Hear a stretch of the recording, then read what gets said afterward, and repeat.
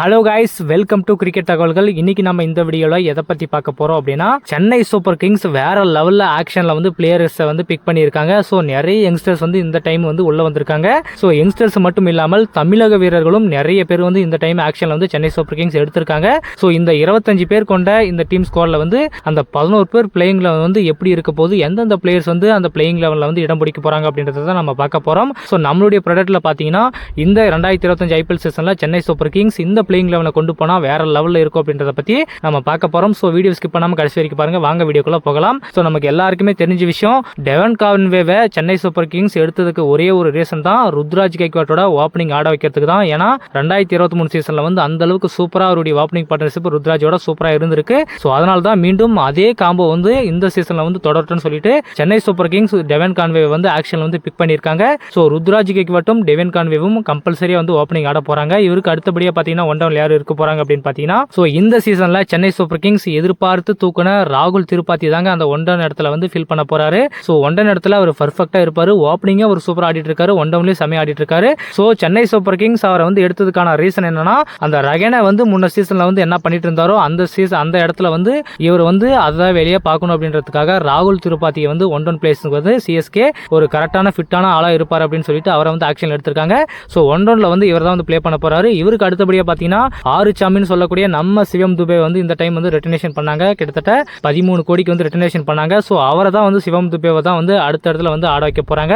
இவருக்கு அடுத்தபடியாக பார்த்தீங்கன்னா தீபக் கூட allrounder. So Chennai super kings வந்து இந்த சீசனில் வந்து அவரை வந்து பிக் பண்ணியிருக்காங்க. வேற லெவலில் பர்ஃபார்மன்ஸ் கொடுத்துருக்காரு. இந்தியன் டீமுக்கு பார்த்தீங்கன்னா ஒரு செஞ்சுரி அடிச்சிருக்காரு. ஸோ நல்லாவே பர்ஃபார்மன்ஸ் பண்ணியிருக்காரு. முன்ன சீசன் வந்து அவர் கொஞ்சம் அவர் எதிர்பார்க்குற மாதிரி அவருடைய ஃபார்ம் வந்து அமையல. பட் இந்த சீசனில் வந்து சென்னை சூப்பர் கிங்ஸில் அவருக்கு ப்ரியாரிட்டி கொடுத்து அவருக்குன்னு ஒரு பொசிஷனை ஒதுக்கி சென்னை சூப்பர் கிங்ஸ் அடுத்து சிவம் தீபக்கு அடுத்து தேர்ட் டவுனில் வந்து அவரை வந்து ப்ளே பண்ணுறதுக்கான சான்சஸ் அதிகமாக இருக்குது.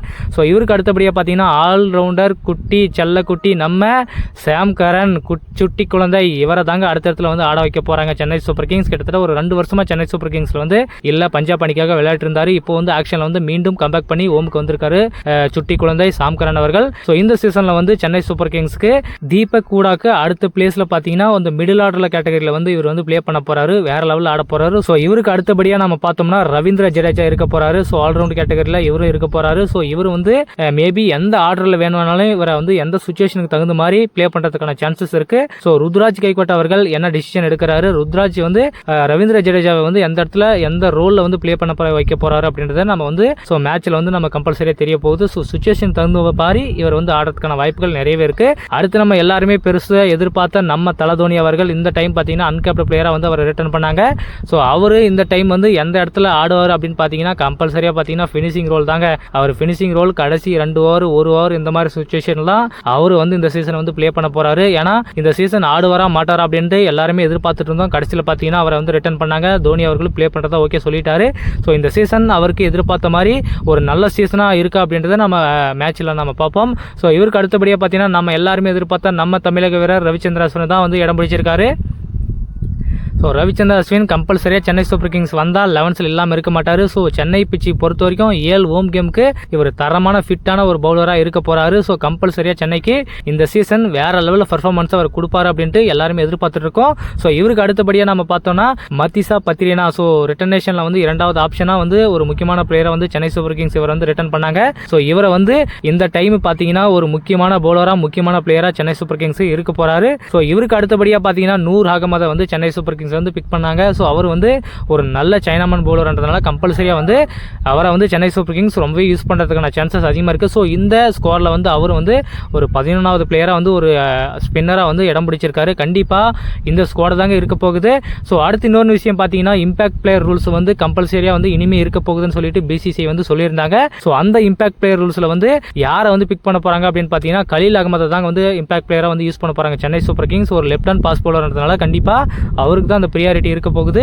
இந்த பிளேயிங் லெவலில் பார்த்தீங்கன்னா சிவம் துபேக்கு ரிப்ளேஸ்மெண்ட்டாக சிவம் துபே வந்து சென்னை சூப்பர் கிங்ஸ் மேபி வந்து முதல்ல வந்து பேட்டிங் பண்ணாங்க அப்படின்னா சிவம் துபே வந்து உள்ள வர போறாரு. ஸோ அடுத்து வந்து பவுலிங் என்ற ஆப்ஷன் வரும்போது கலீல் அகமது டேரக்டாக வந்து 11ல் இருக்க போறாரு. ஸோ இந்த ஆர்டரில் தான் வந்து இம்பாக்ட் பிளேயர் ரூல்ஸ் வந்து மாறப்போகுது. சென்னை சூப்பர் கிங்ஸ் வந்து பேட்டிங் எடுத்தாங்கன்னா சிவம் துபே வந்து இருக்க போறாரு. ஸோ பவுலிங் எடுத்தாருன்னா கலீல் அகமது இருக்க போறாரு. ஸோ இப்படி தான் வந்து இம்பாக்ட் பிளேயர் ரூல்ஸில் வந்து கலீல் அகமது அவர்கள் உள்ள வர போறாரு. இவங்க 2 பேருக்கு தான் இம்பாக்ட் வந்து யூஸ் ஆக போகுது.